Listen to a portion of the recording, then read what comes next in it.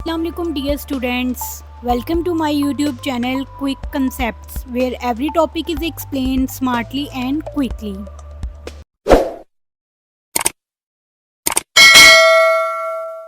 Welcome back to biology class. So last lecture में हमने unit 5 human nervous system के कुछ इंपॉर्टेंट एसएलओज को कवर किया था, जिसमें role of nervous system, components of nervous system और ब्रेन एनाटॉमी को स्टडी किया था। आज के इस वीडियो लेक्चर में हम नेक्स्ट एसएलओज को कवर करेंगे और इनको एक्सप्लेन भी करेंगे। So let's start. So today we are going to start SLO 3, outline the types of neuron with the help of diagram. सबसे पहले हम बेसिक दो टर्म्स को डिस्कस करेंगे, which is a neuron and nerves. So let's start from the first one, which is a neuron.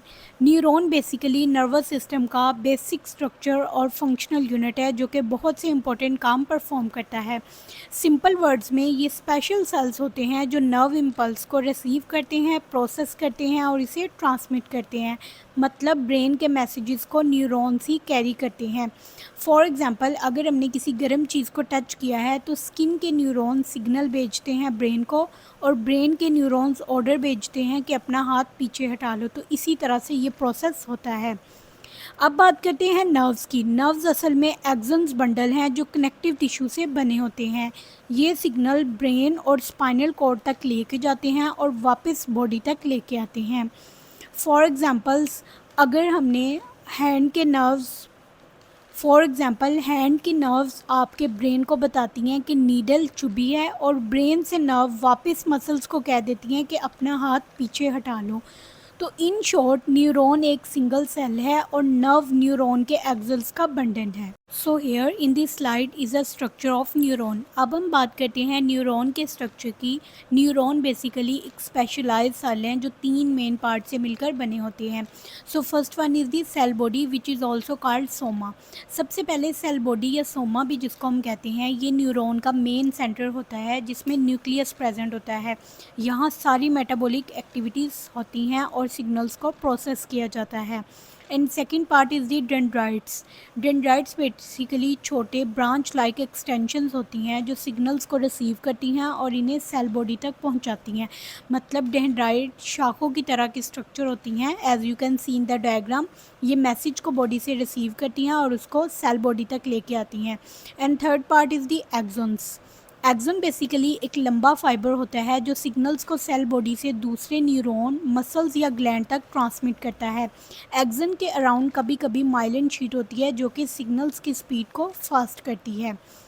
And next part is the myelin sheath. Myelin sheath basically एक fatty layer होती है जो actions के around wrapping की तरह present होती है।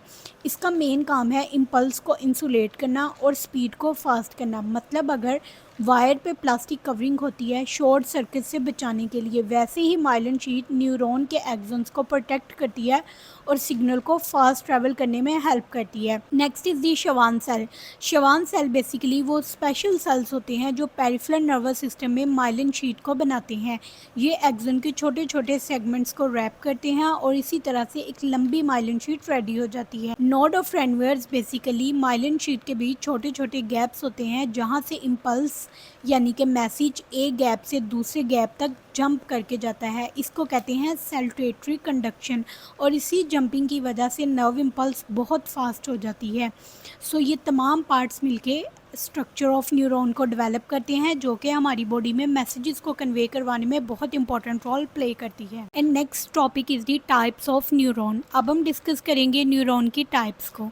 सो here are the 3 types of a neuron, which is a sensory neuron, motor neuron and interneuron. अब हम वन बाय वन करके इनको डिस्कस करते हैं। सो let's start from the first, which is a sensory neuron. Sensory neurons वो neurons होते हैं जो इम्पल्स को सेंसरी ऑर्गन से सेंट्रल नर्वस सिस्टम तक लेके जाती हैं। ये स्टिमुलस को डिटेक्ट करते हैं, जैसे कि हीट, लाइट, टच या साउंड। फॉर एग्जांपल, अगर आप गर्म चीज़ को टच करो तो सेंसरी न्यूरॉन उस सिग्नल्स को ब्रेन तक लेके जाते हैं। And next is the motor neuron. Motor neuron का काम इससे ऑपोजिट होता है। ये इम्पल्स को, जो कि एक मैसेज है, उसको सेंट्रल नर्वस सिस्टम से मसल्स या ग्लैंड तक लेके जाते हैं। मतलब ब्रेन से अगर ऑर्डर आया है कि अपना हाथ पीछे हटाओ, तो मोटर न्यूरॉन उसको मसल्स तक लेके जाते हैं और मूवमेंट शो करवाते हैं। And third is the inter neurons. Inter neurons सिर्फ सीएनएस जो कि सेंट्रल नर्वस सिस्टम है उसमें प्रेजेंट होते हैं। इनका रोल है सेंसरी और मोटर न्यूरॉन्स को कनेक्ट करना और इन्फॉर्मेशन को प्रोसेस करना। मतलब सेंसरी ने सिग्नल्स को भेजा, इंटर न्यूरॉन उसको एनालाइज करेगा और मोटर न्यूरॉन को भेजेगा। मोटर न्यूरॉन आगे मैसेजेस भेजता है ताकि इन्फॉर्मेशन को प्रोसेस किया जा सके। So here are the SLO4 define stimulus with example. सबसे पहले हम समझेंगे स्टिमुलस किसे कहते हैं और इसकी टाइप्स क्या है। स्टिमुलस बेसिकली चेंज को कहते हैं, वो चेंज जो कि इन्वायरमेंट में होता है और जिसको सेंस ऑर्गन डिटेक्ट करते हैं और बाद में ऑर्गेनिज्म इसी के अकॉर्डिंग रिस्पॉन्ड करता है। फॉर एग्जांपल अगर आपने गर्म पैन को टच किया है तो हीट एक स्टिमुलस है, एक मैसेज है जो कि स्किन के थर्मो रिसेप्टर डिटेक्ट करते हैं और बॉडी को इन्फॉर्म करते हैं। And next are the types of the stimulus. So basically here are the two types of stimulus, external stimulus and internal stimulus. External stimulus वो स्टिमुलस होते हैं जो इन्वायरमेंट के बाहर से आते हैं और हमारे सेंस ऑर्गन जैसे कि आईज़, ईयर, नोज़, टंग उसको डिटेक्ट करते हैं। ये डायरेक्टली हमारी बॉडी और बिहेवियर को इफ़ेक्ट करते हैं। जैसे कि लाइट, आइज़ एक सेंस ऑर्गन है जो कि लाइट को डिटेक्ट करती हैं और हमें बताती हैं कि रोशनी है या अंधेरा है। साउंड, एयर सेंस ऑर्गन है जो कि लाउड साउंड को या स्लो साउंड को डिटेक्ट करते हैं और हमें बताते हैं। इसी तरह से यहाँ एग्जांपल्स में कुछ स्टिमुलस एक्सप्लेन किए गए हैं जैसे कि लाइट, साउंड, टच या टेम्परेचर। ये वो तमाम स्टिमुलस हैं जो कि एक्सटर्नल बिहेवियर को शो करते हैं। And next is the internal stimulus. Internal stimulus वो स्टिमुलस होता है जो बॉडी के अंदर होता है। ये चेंजेस सेंस ऑर्गन डिटेक्ट नहीं करते बल्कि बॉडी के अंदर के स्पेशल रिसेप्टर्स होते हैं या हार्मोन्स होते हैं जो कि डिटेक्ट करते हैं। फॉर एग्जांपल अगर हमें भूख लगी है, स्टमक के रिसेप्टर्स ब्रेन को सिग्नल भेजते हैं कि अब बॉडी को फूड की नीड है। इसी तरह से अगर बॉडी में फ्लूइड की कमी हो गई है यानी कि हम डिहाइड्रेट फील कर रहे हैं तो ब्रेन को सिग्नल जाता है कि अभी बॉडी में डिहाइड्रेशन है तो हमें पानी पीने की ज़रूरत है। तो इसी तरह से वो तमाम चेंजेस जो हमारी बॉडी के अंदर होती हैं और उसके लिए स्पेशल रिसेप्टर्स अपना काम करते हैं उनको हम इंटरनल स्टिमुलस कहते हैं। So let's start SLO5. State the nerve impulses are electrical signals that travel across neuron. So basically इस SLO में हम बात करेंगे कि नर्व इम्पल्स कैसे इलेक्ट्रिकल सिग्नल्स की तरह न्यूरॉन में ट्रैवल करती है। सबसे पहले हम समझते हैं नर्व इम्पल्स कहते किसे हैं। नर्व इम्पल्स बेसिकली एक इलेक्ट्रिकल सिग्नल्स है जो न्यूरॉन के थ्रू ट्रैवल करता है और इसकी वजह से नर्वस सिस्टम बॉडी के डिफरेंट पार्ट को तेज़ी के साथ मैसेज कन्वे करने में हेल्प करता है। ये बिल्कुल इसी तरह है जैसे वायर के अंदर करंट फ्लो करता है और बल्ब ऑन हो जाता है, बिल्कुल इसी तरह न्यूरॉन के अंदर नर्व इम्पल्स फ्लो करता है और मसल्स, ग्लैंड्स या ऑर्गन्स को एक्शन करने का ऑर्डर मिलता है। सो बेसिकली न्यूरॉन का इलेक्ट्रिकल मैसेज जो ब्रेन, स्पाइनल कॉर्ड और बॉडी के डिफरेंट पार्ट्स के दरमियान ट्रैवल करता है। नर्व इम्पल्स की टू फेजेस होती हैं। The first one is the resting potential and the second is the action. So basically resting phase एक ऐसी फेज़ होती है जब न्यूरॉन रेस्ट पोजीशन में होता है, मतलब कि वो कोई काम परफॉर्म नहीं करता। जब न्यूरॉन कोई सिग्नल्स ट्रांसमिट नहीं कर रहा होता उस वक्त उसकी मेम्ब्रेन एक स्पेशल कंडीशन में होती है जिसे कहते हैं रेस्टिंग पोटेंशियल। यहाँ पे कुछ की पॉइंट्स एक्सप्लेन किए गए हैं। So first one is the neuron is polarised. Polarised किसे कहते हैं? पोलराइज्ड बेसिकली न्यूरॉन के अंदर और बाहर चार्जेस का अनइक्वल हो जाना, इसको पोलराइज्ड कहते हैं। रेस्टिंग स्टेट में न्यूरॉन के अंदर ज़्यादा नेगेटिव आयंस होते हैं और बाहर ज़्यादा पॉजिटिव आयन होते हैं। इस अनइक्वल डिस्ट्रीब्यूशन की वजह से एक इलेक्ट्रिकल डिफरेंस बन जाता है जिसे हम कहते हैं न्यूरॉन पोलराइज्ड है। So basically in short polarization का मतलब है कि unequal distribution of charges between the membranes. Okay, so next key point is the sodium potassium pump play a major role. So basically यहाँ पे सोडियम और potassium pump इसको maintain करते हैं। 3 सोडियम बाहर निकलते हैं और 2 पोटाशियम आयन अंदर आते हैं और ये तमाम काम ATP की हेल्प से होता है जो कि एनर्जी है। So now start action potential. Normally neuron resting state में होता है यानी अंदर नेगेटिव चार्जेस ज़्यादा होते हैं और बाहर पॉजिटिव ज़्यादा। जब एक स्ट्रॉन्ग इनफ स्टिमुलस आता है तो न्यूरॉन के मेम्ब्रेन के चार्ज सडनली चेंज होना शुरू हो जाते हैं। इस रैपिड चेंज को हम एक्शन पोटेंशियल कहते हैं। इसी एक्शन पोटेंशियल की वजह से नर्व इम्पल्स बनता है जो एक्सन्स के थ्रू ट्रैवल करता है और बॉडी में प्रोसेसिंग स्टार्ट होती है। So here in the definition of the action potential, last line में देखें, when the neuron is stimulated above a threshold level. यहाँ पे एक वर्ड यूज़ किया गया है थ्रेशोल्ड लेवल। इसको हम एक एग्जांपल से समझते हैं। सोचो अगर आपने डोरबेल का बटन हल्का सा प्रेस किया है तो बेल नहीं बजती। अगर आप बटन को प्रॉपरली प्रेस करेंगे तो थ्रेशोल्ड लेवल क्रॉस हो जाता है। वैसे ही न्यूरॉन में भी एक मिनिमम पुश चाहिए होता है इम्पल्स को स्टार्ट करने के लिए, उसको कहते हैं थ्रेशोल्ड। सो यहाँ पे कुछ फेजेस एक्सप्लेन की गई हैं एक्शन पोटेंशियल की, जिसको हम वन बाय वन करके डिस्कस करेंगे। So let's start from the first which is a depolarisation. Depolarisation basically starting phase होता है एक्शन पोटेंशियल का। जब एक स्टिमुलस जो कि टच, हीट या लाइट कोई भी हो सकता है, न्यूरॉन को एक्साइट करता है और थ्रेशोल्ड क्रॉस कर लेता है तो सोडियम चैनल्स खुल जाते हैं। बाहर से सोडियम आयन तेज़ स्पीड के साथ अंदर की तरफ जाना शुरू हो जाते हैं। अंदर के चार्ज नेगेटिव से कम होते होते पॉजिटिव हो जाते हैं। So it's mean depolarisation state में मेम्ब्रेन के अंदर सोडियम चार्जेस ज़्यादा हो जाते हैं as compare to outside. Next बात करते हैं पीक की। Peak basically maximum depolarisation level होता है। इस पॉइंट पर न्यूरॉन के अंदर ज़्यादा पॉजिटिव आयन हो जाते हैं कंपेयर टू आउटसाइड। मतलब अब न्यूरॉन के अंदर पॉजिटिव इन्वायरमेंट है और बाहर नेगेटिव इन्वायरमेंट। यही एक्शन पोटेंशियल का टॉप पॉइंट है। And third point is the repolarisation. इसका मतलब है रिकवरी स्टार्ट हो रही है। अब न्यूरॉन को वापस अपनी ओरिजिनल स्टेट में आना होता है, जिसको हम रीपोलराइजेशन कहते हैं। इसीलिए सोडियम चैनल्स बंद हो जाते हैं और पोटाशियम चैनल्स ओपन हो जाते हैं। पोटाशियम आयन बेसिकली जो अंदर ज़्यादा थे अब वो बाहर की तरफ निकलना शुरू हो जाते हैं और अंदर का चार्ज दोबारा से नेगेटिव होने लगता है। इस प्रोसेस को हम कहते हैं repolarisation. And fourth step is the hyperpolarisation, मतलब कि ओवर हो जाना किसी चीज़ का। कभी कभी ज़्यादा पोटाशियम आयन बाहर निकल आते हैं, इसी वजह से अंदर का चार्ज नॉर्मल रेस्टिंग पोटेंशियल से भी ज़्यादा नेगेटिव हो जाता है। मतलब कि जितना रिक्वायर्ड नेगेटिव चार्ज होता है उससे भी ज़्यादा जब अंदर इन्वायरमेंट नेगेटिव हो जाए तो उस कंडीशन को हम कहते हैं hyperpolarisation. And fifth point is the return to resting potential, मतलब कि ये वो स्टेज है जब दोबारा से इसने अपनी रेस्टिंग फेज में वापस जाना है। कभी कभी अब सोडियम और पोटाशियम पंप दोबारा अपना काम स्टार्ट करते हैं, यानी 3 सोडियम आयंस बाहर निकलते हैं और 2 पोटाशियम आयन अंदर आते हैं एटीपी को यूज़ करके। न्यूरॉन अपनी ओरिजिनल पोलराइज कंडीशन पर वापस आ जाता है। अब न्यूरॉन्स दोबारा से रेडी है नेक्स्ट सिग्नल्स को लेने के लिए। तो इसी तरह से इन तमाम स्टेप से न्यूरॉन गुजर के दोबारा अपनी ओरिजिनल पोजीशन पे वापस आ जाती है। इसको हम कहते हैं एक्शन पोटेंशियल फेजेस। तो here is the SLO6 define and sketch synapse. Basically अब हम देखते हैं कि साइनैप्स क्या होता है।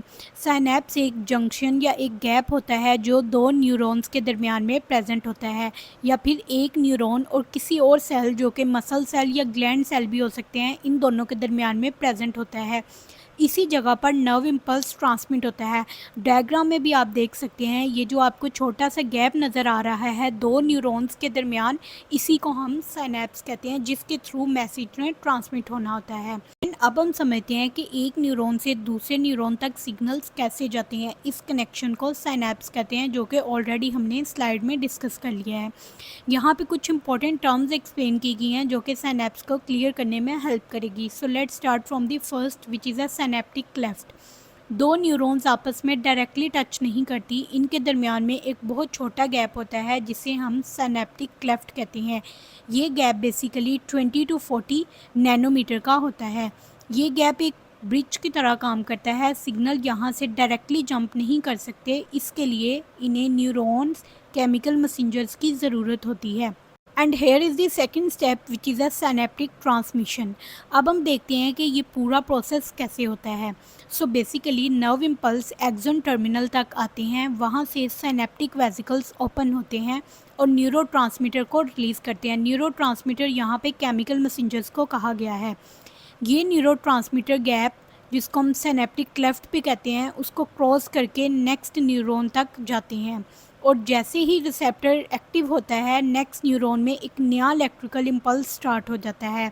मतलब सिग्नल एक न्यूरॉन से दूसरे न्यूरॉन तक जाता है, लेकिन दरमियान में इलेक्ट्रिकल से केमिकल और केमिकल से दोबारा इलेक्ट्रिकल फॉर्म में ये ट्रांसमिट किया जाता है।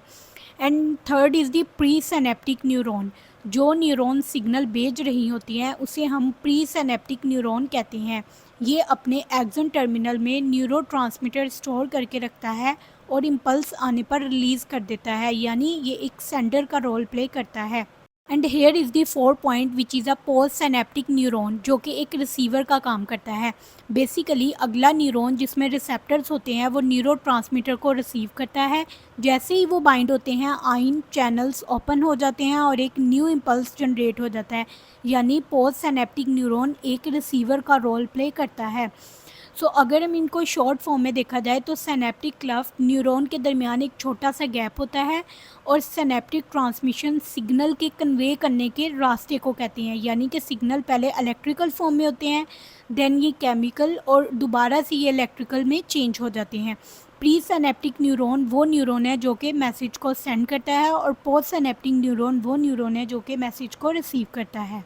So here is the SLO8, जिसमें हम एक डायग्राम के थ्रू डिस्कस करेंगे कैसे नर्वस सिस्टम काम करता है और कैसे इसमें प्रोसेसिंग होती है। सबसे पहले हम समझते हैं रिफ्लेक्स आर्क को। जब हम कोई सडन या डेंजरस सिचुएशन फेस करते हैं, जैसे अचानक से गर्म चीज़ को टच कर लेना या किसी नीडल वगैरह का हमारी बॉडी पे चुभना, तो बॉडी फ़ौरन सोचे समझे बगैर रिएक्ट करती है। ये फास्ट रिएक्शन रिफ्लेक्स एक्शन कहलाता है। रिफ्लेक्स आर्क बेसिकली वो शॉर्टकट रास्ता है जिसमें मैसेज सिर्फ स्पाइनल कॉर्ड तक जाता है और वापस आ जाता है। इसमें ब्रेन इन्वॉल्व नहीं होता। तो वो तमाम एक्शंस जिसमें सडनली रिस्पॉन्स चाहिए होता है उसमें स्पाइनल कॉर्ड अपना रोल प्ले करता है और ये रिएक्शन बहुत फास्ट होता है। अब हम स्टार्ट करते हैं कि रिफ्लेक्स आर्क कैसे प्रोसेसिंग करती है।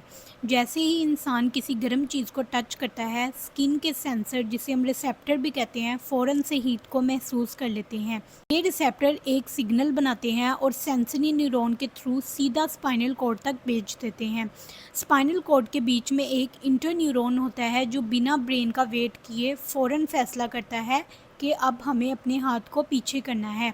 स्पाइनल कॉर्ड फिर मोटर न्यूरॉन के ज़रिए ये ऑर्डर मसल्स को भेजता है और मसल्स कॉन्ट्रैक्ट होते हैं और हाथ जल्दी से वापस खींच लेते हैं। सोचो आपका ब्रेन एक प्रिंसिपल है और स्पाइनल कॉर्ड एक क्लास टीचर। अगर क्लास में अचानक फायर अलार्म बज जाए तो टीचर फ़ौरन स्टूडेंट को बाहर निकलवा देगा, वो प्रिंसिपल से परमिशन लेने का वेट नहीं करेगा। रिफ्लेक्स आर्क भी इसी तरह से काम करती है। जब हमें कोई एमरजेंसी सिचुएशन आती है, बजाय इसके कि ब्रेन से परमिशन ली जाए, स्पाइनल कॉर्ड फ़ौरन रिएक्ट कर देता है। सो इस पूरे प्रोसेस को हम रिफ्लेक्स आर्क कहते हैं। So now let start SLO9 which is explain the endocrine system. अब हम समझते हैं एंडोक्राइन सिस्टम किसे कहते हैं। एंडोक्राइन सिस्टम बेसिकली हमारी बॉडी का एक केमिकल कंट्रोल सिस्टम है। इस सिस्टम में ग्लैंड्स प्रेजेंट होते हैं जो हार्मोन्स रिलीज़ करते हैं। ये हार्मोन्स डायरेक्टली ब्लड स्ट्रीम में जाते हैं और फिर टारगेट ऑर्गन तक पहुंच के उनकी एक्टिविटी को कंट्रोल करते हैं। अब हम कुछ इंपॉर्टेंट टर्म डिस्कस करेंगे ताकि आपको एंडोक्राइन सिस्टम क्लियर हो जाए। सो बेसिकली हार्मोन्स किसे कहते हैं। हार्मोन्स हमारी बॉडी में एक केमिकल मैसेंजर्स होते हैं जो ब्लड के ज़रिए बॉडी के डिफरेंट पार्ट्स तक जाते हैं। फॉर एग्ज़ाम्पल, अगर हमारी बॉडी में ब्लड शुगर लेवल बहुत ज़्यादा हो जाए तो पैनक्रियाज एक हार्मोन रिलीज़ करता है जिसको इंसुलिन हार्मोन्स कहते हैं। ये लिवर और मसल्स को सिग्नल देता है कि ब्लड में शुगर लेवल को कम करो। टारगेट ऑर्गन बेसिकली हमारी बॉडी में वो स्पेसिफिक ऑर्गन या वो टिश्यूज़ होते हैं जो एक हार्मोन पर रिस्पॉन्ड करते हैं, जैसे कि इंसुलिन का टारगेट ऑर्गन लिवर और मसल्स हैं। सो यहाँ पे कुछ इंपॉर्टेंट एंडोक्राइन ग्लैंड्स दिए गए हैं जो कि मेल में प्रेजेंट होते हैं, ये आपने याद कर लेने हैं। And next is identify major endocrine gland and their hormones with their function. यहाँ टेबल पर कुछ इंपॉर्टेंट ग्लैंड्स, इनके हार्मोन्स और इनके फंक्शन को डिस्क्राइब किया गया है। इसको आप अच्छे से याद कर लें, ये एग्ज़ाम पॉइंट ऑफ व्यू से बहुत इंपॉर्टेंट है। जैसे कि first one is the pituitary gland, जिसको हम मास्टर ग्लैंड भी कहते हैं। ये बेसिकली ब्रेन के नीचे होता है। ये बाकी ग्लैंड्स को कंट्रोल करता है, जैसे कि ग्रोथ, रिप्रोडक्शन या मेटाबॉलिज्म का process. Second is the thyroid gland. Thyroid gland basically हमारे नेक में प्रेजेंट होता है। ये मेटाबॉलिज्म को कंट्रोल करता है। पैराथायराइड ग्लैंड थायराइड के पीछे छोटे ग्लैंड्स होते हैं जिनको हम पैराथायराइड ग्लैंड कहते हैं। ये हमारी बॉडी में कैल्शियम के बैलेंस को कंट्रोल करता है। Fourth is the pancreas. Pancreas digestive system के पास प्रेजेंट होता है। ये इंसुलिन और ग्लाइकोजन रिलीज़ करता है, ब्लड शुगर लेवल को कंट्रोल करता है। मतलब अगर हमारी बॉडी में शुगर लेवल हाई या लो हो जाए तो उस टाइम पे पेनक्रियाज उसको कंट्रोल करता है। And fifth is the adrenal gland. Adrenal gland basically kidney के ऊपर प्रेजेंट होते हैं। ये स्ट्रेस हार्मोन को रिलीज़ करते हैं। सिक्स इज़ दी टेस्टिस, जिसको मेल ग्लैंड्स भी कहते हैं। ये मेल रिप्रोडक्टिव ऑर्गन है। ये टेस्टोस्टेरोन रिलीज़ करते हैं जो कि मेल में फीचर्स और स्पर्म की प्रोडक्शंस को कंट्रोल करता है। तो यहाँ पे टेबल में तमाम ग्लैंड्स के साथ उनके फंक्शन भी एक्सप्लेन किए गए हैं, इसे आप याद कर सकते हैं। ये तमाम एसएलओस कवर कर लिए हैं। अब आपके लास्ट में स्लाइड्स में कुछ इंपॉर्टेंट एमसीक्यूज, शॉर्ट क्वेश्चन और लॉन्ग क्वेश्चंस दिए गए हैं ताकि आप अपनी तैयारी को मज़ीद बेहतर बना सकें। एमसीक्यूज़ के आंसर्स भी प्रोवाइड किए गए हैं और शॉर्ट क्वेश्चन के लिए ब्रीफ आंसर्स लिखे गए हैं। Diagram exam point of view से बहुत इंपॉर्टेंट है, आपको लेबल करने के लिए भी और बनाने के लिए दोनों तरीके से आ सकती है। So practice this. अगर आपको किसी भी बात की समझ ना आए तो कमेंट सेक्शन में ज़रूर पूछिएगा, मैं जवाब देने की पूरी कोशिश करूँगी। अल्लाह हाफिज़। मिलते हैं नेक्स्ट वीडियो में एक नए टॉपिक के साथ। Don't forget to like, share and subscribe.